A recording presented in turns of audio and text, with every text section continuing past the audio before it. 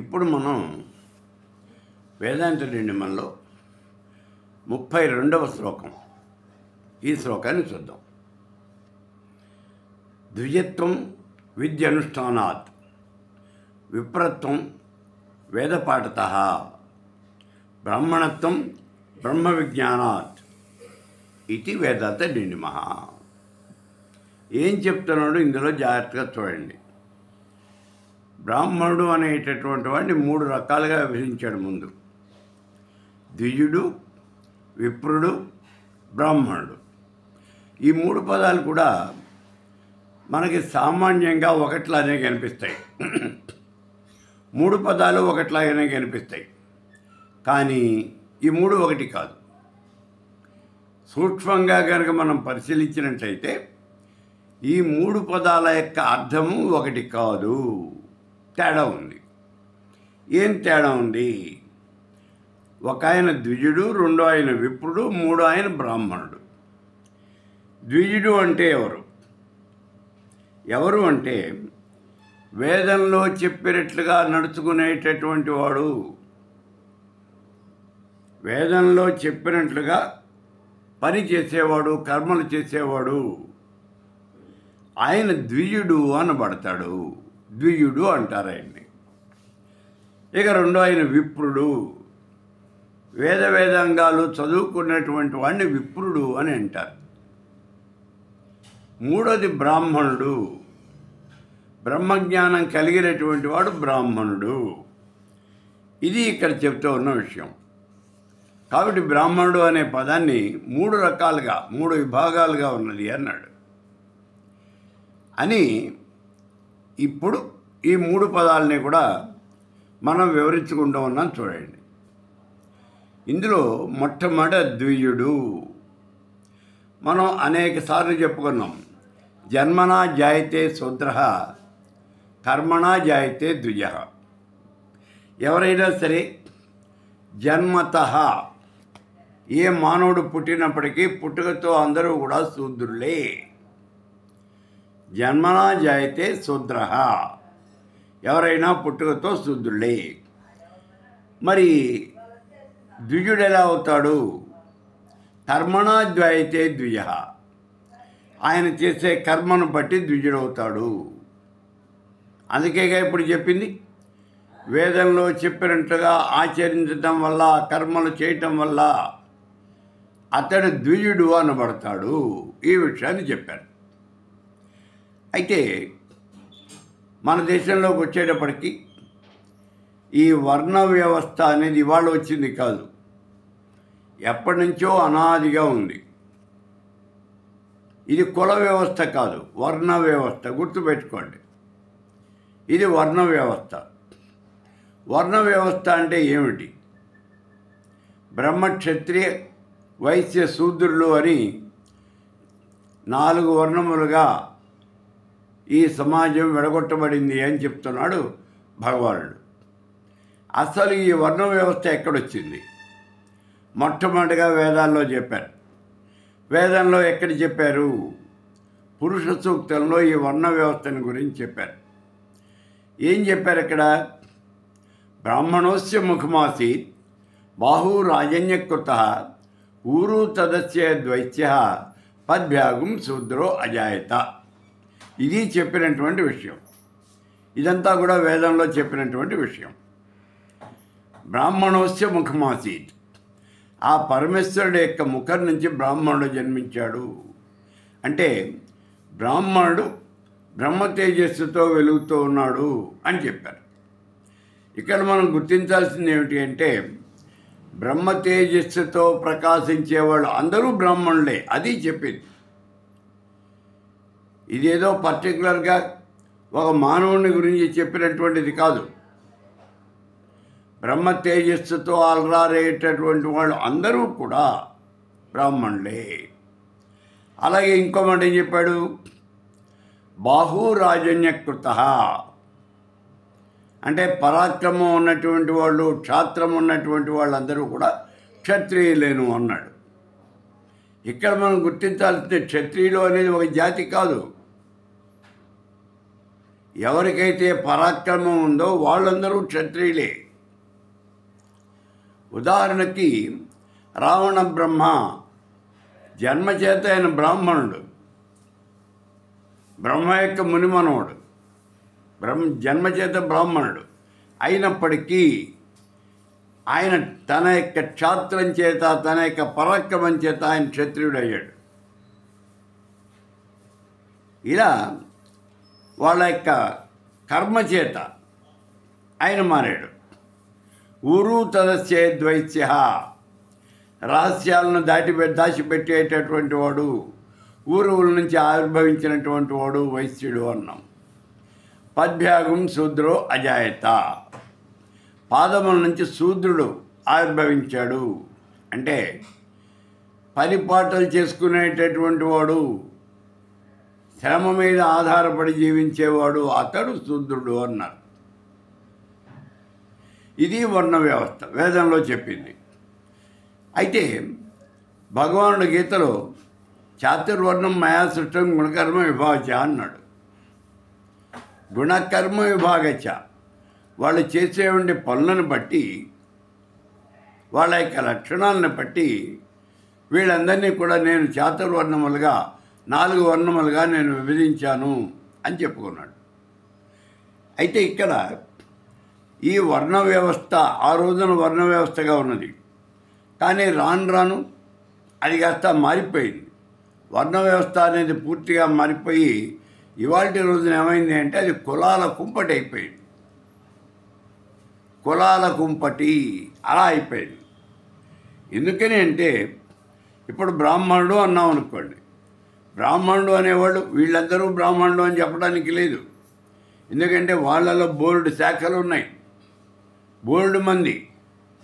ఇదే విషయాన్ని మనకి సామవేదానికి సంబంధించినటువంటి వజ్రసూచికోపనిషత్తు అని ఓ ఉపనిషత్తు ఉంది. వజ్రసూచికోపనిషత్తు, అందులో బ్రాహ్మణుడు అంటే ఎవరు అనే విషయాన్ని వాళ్ళు వివరించారు. అక్కడ ఏమంటాడు చూడండి, బ్రహ్మక్షత్రియ వైశ్య శూద్ర ఇది చాతుర్వర్ణో చత్వారో వర్ణస్తేషాం. బ్రహ్మక్షత్రియ వైశ్య శూద్ర చత్వారో వర్ణస్తేషాం, ఈ రకంగా 4 వర్ణాలు ఉన్నాయి అన్నాడు. బ్రహ్మక్షత్రియ వైశ్య శూద్రులని 4 వర్ణములు ఉన్నాయి అని చెబుతూ, వర్ణానం బ్రాహ్మణ ఏవ ప్రధాన, ఈ వర్ణాలన్నింటిలోనూ బ్రాహ్మణ వర్ణము అనేది ముఖ్యమైనటువంటిది, ప్రధానమైనటువంటిది అని ఇది వేదవచనాన్ రూపం. ఈ విషయం ఎక్కడ చెప్తున్నామంటే వేదాల్లోనే చెప్తూ ఉన్నాడు. ఏం చెప్తున్నాడు వేదాల్లో? చాతుర్వర్ణముల్లోనూ ఉత్తమమైనటువంటిది బ్రాహ్మణ వర్ణము అని చెప్పాడు.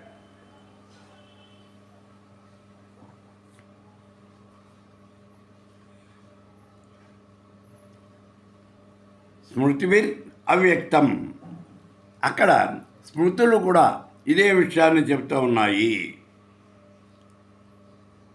వేదాలు కానీ స్మృతులు కానీ అన్నీ కూడా ఇదే విషయాన్ని చెప్తూ ఉన్నాయి. వర్ణాలు 4 అని చెప్తూ ఉన్నాయి, అందులో బ్రాహ్మణుడు అధికుడు అని చెప్తూ ఉన్నాయి. సరే, ఇప్పుడు బ్రాహ్మణుడు అంటే ఎవరో చూద్దాం. చూడండి, బ్రాహ్మణుడు అధికుడు అని చెప్తున్నాయి, ఇది నిజమేనా అంటే నిజమే, పచ్చి నిజం. ఎవరు కోపం తెచ్చుకోవాల్సిన అవసరం లేదు, ఇందులో వేదంలో ఉన్నమాట ఇది. అయితే బ్రాహ్మణుడు అంటే ఎవరు, ఇది మనకు వచ్చే అనుమానం. కోవా బ్రాహ్మణ, బ్రాహ్మణుడు అంటే ఎవరు? ఉపనిషత్తే చెప్తారు బ్రాహ్మణుడు అంటే ఎవరు. ఇప్పుడు ప్రశ్న వేస్తోంది, కిం జీవ, కిం దేహ, కిం జాతి, కిం జ్ఞానం, కిం కర్మ, కిం ధార్మిక ఇది. ఎవరయ్యా బ్రాహ్మణుడు అంటే? మొట్టమొదటిగా చెబుతున్నది అంటే ఇక్కడ అనాదిగా బ్రాహ్మణుడు, మనకు వచ్చినటువంటి ఇబ్బంది ఏమంటే అనాదిగా బ్రాహ్మణుడు వేదాంగాలు చదువుకుంటూ ఉన్నాడు. వేదాలు చదివి ఈ బ్రాహ్మణుడు గొప్పవాడైపోయాడు అలా మీరు భావన చేయొద్దు. అతడు ఒక వృత్తి కింద వేదాంగాలు అన్నీ కూడా చదువుకుంటున్నాడు. తిండికి లేకపోయినప్పటికీ కూడా, తినకపోయినప్పటికీ కూడా వేదాలు చదువుకోవటం అనేది మానేలా. ఆయన వేదాంగాలు చదువుకుంటూనే ఉన్నాడు, మొదల నుంచి అలా చదువుతూనే ఉన్నాడు. ఇవాళ రోజున కూడా చూడండి, ఈ బ్రాహ్మణులు అని చెప్పబడే వాళ్ళు కొంతమంది ముష్టెత్తుకుంటూ కూడా వాళ్ళు వేదాంగాలే చదువుతున్నారు. అందుకే ఈ వేదము అనేటటువంటిది ఇవాళ రోజున నిలబడి ఉంది. మనమంతా ఒడ్డును కూర్చొని కబుర్లు చెబుతూ ఉన్నటువంటి వాళ్ళమే. వేదాన్ని మనం ఎవరూ నిలబెట్టడం లేదు. వేదాన్ని నిలబెడుతున్నటువంటి వాడు ఆ బ్రాహ్మణుడు వేరే ఉన్నాడు. అతడు ఇంట్లో పొయ్యిలో పిల్లి లేవదు, వంట చేసుకోవడానికి బియ్యం ఉండవు, పప్పు ఉప్పు ఉండవు, ఏమీ ఉండదు, తినటానికి ఉండదు. అయినా సరే మధ్యాహ్నం 12 గంటలు అయ్యేటప్పటికీ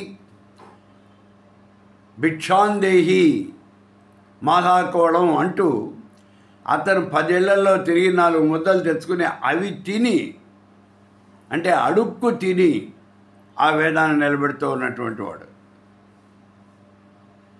అయితే ఇక్కడ చిన్న అనుమానం ఏమిటి అంటే, ఈ వేదాలు చదువుకునేటువంటి వాడు ఇలా బ్రాహ్మణుడు అయితే, ఈ బ్రాహ్మణుల్లో మళ్ళీ శాఖోపశాఖలు, అనేక రకాలైనటువంటి శాఖలు ఉన్నాయి. నియోగులు అన్నారు, వైదికులు అన్నారు. వీళ్ళల్లో మళ్ళీ ఏ ఈ నియోగులు వైదికులు అనేది ఏమిటి? వేదం చదువుకున్నటువంటి వాడు వైదికి, ఏదైనా ఒక పని కోసం నియమించబడినటువంటి వాడు నియోగి. ఇలా వచ్చింది.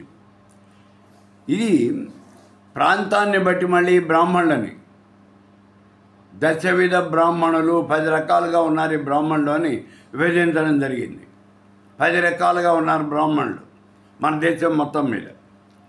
ఎవరు ఈ 10 రకాలు ఏమున్నాయి?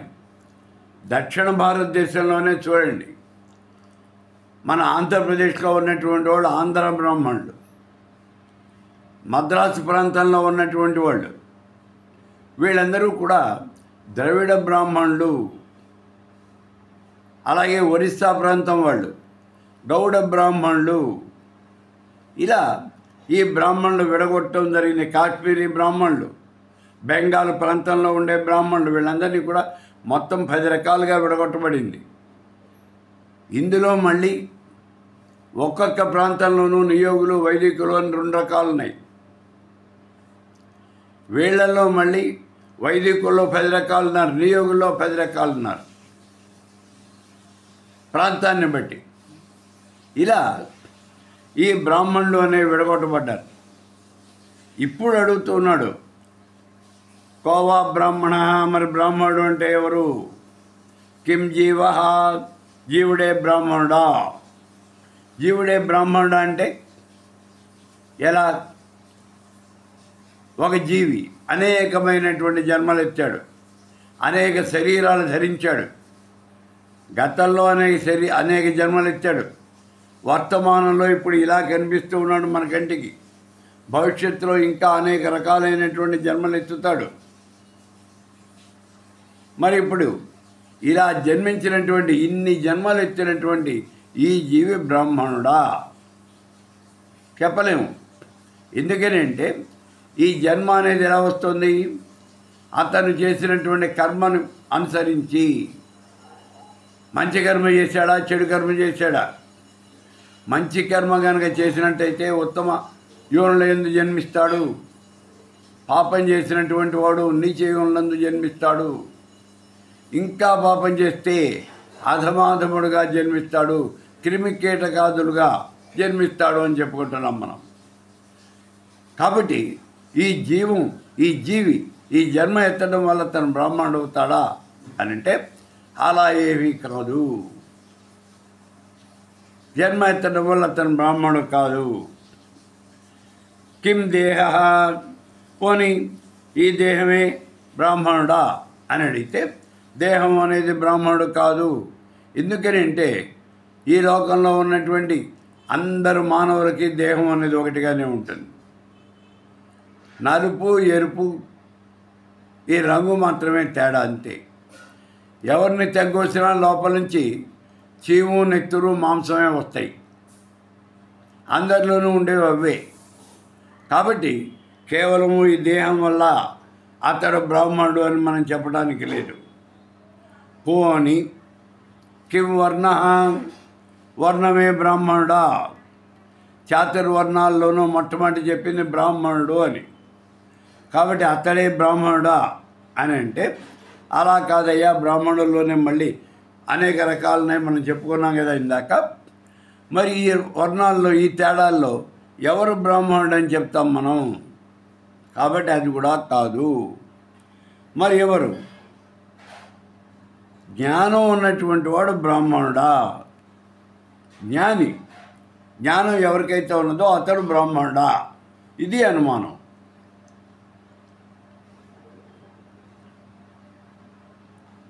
కాదు. ఎందుకని? జ్ఞానం ఉన్నటువంటిది ఒక బ్రాహ్మణుడికే కాదు, క్షత్రియులు చాలామంది ఉన్నారు.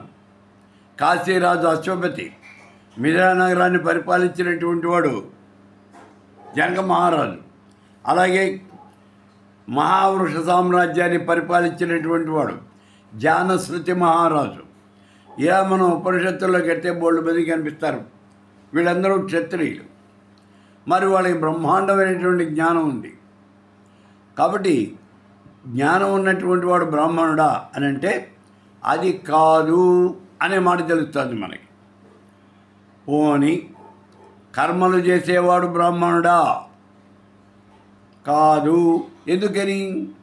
కర్మలు అనేవి అందరూ చేస్తున్నారు. యజ్ఞయాగాది క్రతువులు చేసినటువంటి వాళ్ళు మహారాజులు బోళ్ళు మంది ఉన్నారు. మిథిలా నగరాన్ని పరిపాలించిన ఈ జనక మహారాజు ఎప్పుడూ ఏదో ఒక యాగం చేస్తూనే ఉండేవాడు. కాబట్టి కర్మ చేసేవాడు బ్రాహ్మణుడు అంటే కాదు అని ఖచ్చితంగా చెప్పాలి మనం. పోని ధర్మం చేసేవాడు బ్రాహ్మణుడా, దాన ధర్మాలు చేసేవాడు బ్రాహ్మణుడా? కాదు. ఎందుకని కాదు? దాన ధర్మాలు చేసేవాడు బ్రాహ్మణుడు ఎవరున్నారో తెలియదు, కానీ క్షత్రియులు మాత్రం బోళ్ళు మంది ఉన్నారు. బలిచక్రవర్తి దానం చేసినటువంటి వాళ్ళలో మొట్టమొదటి చెప్పుకోవాల్సింది మనం బలిచక్రవర్తిని గురించి. ఆ బలిచక్రవర్తి ఏం చేశాడు? వచ్చినటువంటి వాడు సాక్షాత్తు శ్రీ మహావిష్ణువు అనే విషయం ఆయనకి తెలుసు. ఆయనకి 3 అడుగులు దానం కనుక ఇస్తే తాను సర్వనాశనం అయిపోతానని తనకి తెలుసు. ఎదురుకుండా ఉన్నటువంటి గురువుగారు శుక్రాచార్యుడు చెప్తున్నాడు అన్నమాట, దానం ఇవ్వద్దు అన్నాడు. అయినప్పటికీ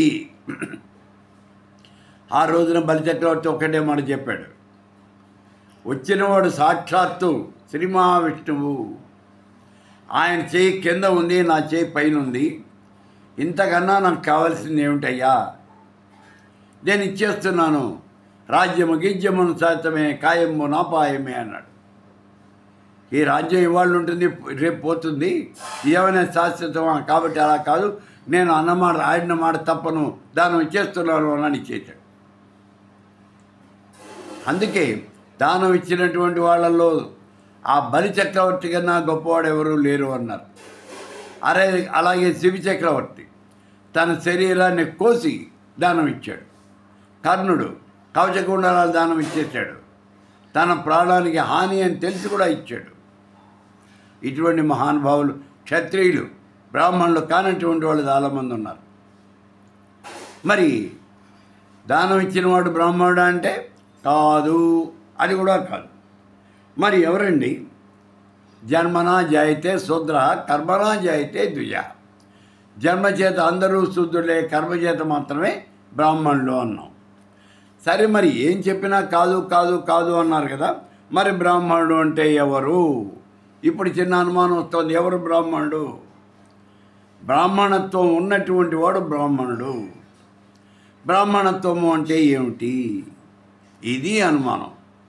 బ్రాహ్మణత్వము అంటే సత్యం, బ్రాహ్మణత్వము అంటే ధర్మం, బ్రాహ్మణత్వము అంటే నీతి, బ్రాహ్మణత్వము అంటే నియమం, బ్రాహ్మణత్వము అంటే నిష్ఠ, బ్రాహ్మణత్వము అంటే విజ్ఞానం, బ్రాహ్మణత్వము అంటే జ్ఞానం. ఇవన్నీ ఉన్నటువంటి వాడు మాత్రమే బ్రాహ్మణుడు. అంటే సత్యము, ధర్మము, నీతి, న్యాయము, నియమనిష్టలు జ్ఞాన విజ్ఞానాలు ఇవన్నీ కలిగినటువంటి వాడే బ్రాహ్మణుడు. అది విషయాన్ని ఇక్కడ చెప్తూ ఉన్నాడు. జ్ఞాన విజ్ఞానాలు గతంలో మనం చెప్పుకున్నాం. జ్ఞాన విజ్ఞానాలు అంటే జ్ఞానము అంటే నిరాకార బ్రహ్మను గురించి తెలుసుకోవటం, విజ్ఞానము అంటే సాకార బ్రహ్మను గురించి తెలుసుకోవటం. ఈ రెండు తెలిసినటువంటి వాడు, జ్ఞాన విజ్ఞానాలు పూర్తిగా తెలిసినటువంటి వాడు, అతడు బ్రాహ్మణుడు.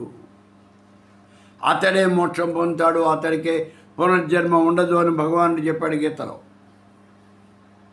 కాబట్టి ఇక్కడ మనం గుర్తించాల్సిన విషయం ఏమిటి అంటే, బ్రాహ్మణుడిగా జన్మించాము, బ్రాహ్మణ కులంలో జన్మించాను కాబట్టి నేను కూడా బ్రాహ్మణుడిని అని చెప్పుకోవడం కాదు. బ్రాహ్మణత్వాన్ని నువ్వు ఆచరించు.